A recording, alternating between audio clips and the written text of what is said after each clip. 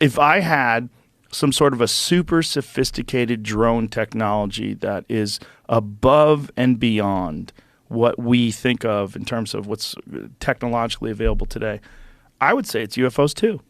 I would say, we've out of this world craft. Yeah. Yeah, but some of that is reverse engineered stuff. Could be. Right? That's what it Bob could Lazar be. says. Yeah. Or there could be a branch of physics. This is what Eric Weinstein has theorized. And the way he talks about it, it's quite brilliant. And he talks about this one particular college in New York, one particular university that has an insane physics department. And it's also connected to this hedge fund that does like Bernie Madoff numbers that don't seem to make sense. But so that would be a great way to get money for these things. And that you have this insane physics department. So you have these people, if you talk, like that's one of the things that Diana Pasulka talked about in her book about the people that are documented that are involved in these crash retrieval programs and supposedly involved in these back engineering programs. The amount of secrecy and their adherence to secrecy is spectacular. And this idea that people can't keep secrets, the fuck they can't. Yeah, people could keep secrets. What do you think is the ultimate reason for that? Because there's a lot of ideas on why they can't release it. Because like Roswell, and there's been a number of different types of Roswells, which whether that was ETs that we interacted with, whether there's some sort of alliance between other, alien extraterrestrial races, and what do you think is the major fear around not releasing that? Well, I think there's a bunch of fears. First of all, someone has got to be held responsible for misallocation of funds. So let's say that you have defense spending, you have some private company, which is, by the way, which they all think it's private companies that are involved in defense companies that are involved in this research. Like the Lockheed Martin of the world. Which are much better at keeping secrets, right? Than the government is. And that if you have misallocation of funds and you've lied to Congress, like someone goes to jail for that. We're talking about laundering, essentially. Could be hundreds of millions, if not billions and billions of dollars over decades. So who made these decisions? Did they make the decisions? Did Congress not know about it? So if they didn't know about it, they're going to want to know about it. And if they find out that you've been lying to them all this time, well, guess what? You're going to jail. So who's going to jail? Who misallocated funds? Where did the funds go? Was any of that funds filtered? Did anybody get wildly rich during this time? Was there some skimming like we think is going on in Ukraine? Was there, when you have a shitload of money. But who went to jail when Rumsfeld said on September 10th of 2001 there's $2 trillion missing? Yeah. Unaccounted for. Nobody. Well, they couldn't account for, right? Is an interesting way of saying it. Yeah. Yeah. Nobody. Yeah. Well, also, the Pentagon fails its audit every year. Yeah. It's amazing. It's crazy. But they just hired all those IRS agents to go after everybody. Anybody who spends more than $300. Yeah. No, I mean, there's also conversations around how it can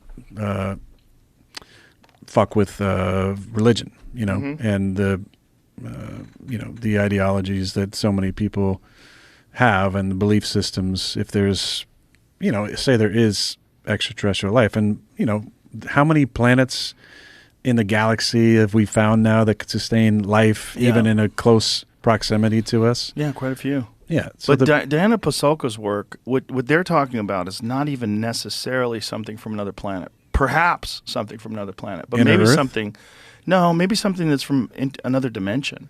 Maybe something that's hyper advanced that has the ability to access us and can come and go as it pleases, can go in and out. So it's basically here all the time. We just can't see it because it's multidimensional. Yes. It's fifth dimension. It's something. Yeah. And then also, I mean, again, this is what Bob Lazar talked about when he was on the show. He said, if you had brought a nuclear reactor to, the 1400s and showed it to people, it'd be indistinguishable from magic. They'd be like, what the fuck is that? This is sorcery.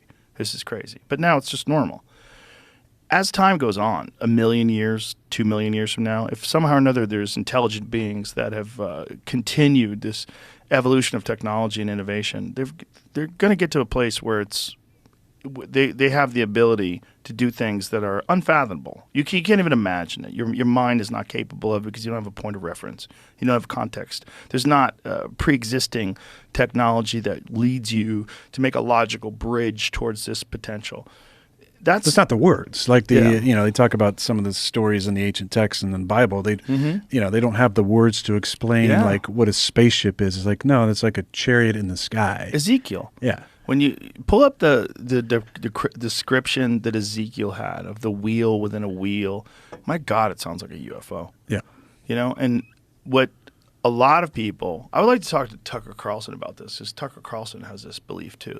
He just talked to people about this, and he thinks that it's always been here, and that it's a part of existence, and that this is a part of these biblical stories of angels and devils, and that's what they're really talking about. They're talking about these interdimensional beings, and the darkest theory is one that Lazar talked about. He said something that they talked to him about when he was working on these back-engineered crafts, is that what they use us as is vessels that we are souls. We hold souls, and that this is essentially a farm, and this is how they develop souls through us, and that what our soul is. I mean, if you had to imagine what our soul is some force, something that they farm here with us. When we die, it transcends and becomes whatever they are in whatever space they exist in. That's what Bob said? He's talking about it, that this is one of the crazier stories that has to do with religion that's attached to the UFO phenomenon. And Tucker's talked about the demonic part of it. Yeah. What did Diana say? Well, this is what some of these people think, is that these things have always been here, and they are a part of our history, and that this idea that they're coming here on these metal crafts from another planet is not necessarily the whole picture, that it might be some of that, because we do that. Like, we send drones to Mars. If we get to the point where we have artificial intelligence, or I should say created intelligence, digital intelligence that exists in some sort of a physical form that we can use in a physical craft that doesn't have the biological limitations of tissue and need oxygen and all the things that would prevent us from being able to travel in deep space. And you could send this thing out into the cosmos, and this thing behaves like a life form. I mean, we're essentially on our way to doing that. We have a rover that's moving around on Mars right now as we speak.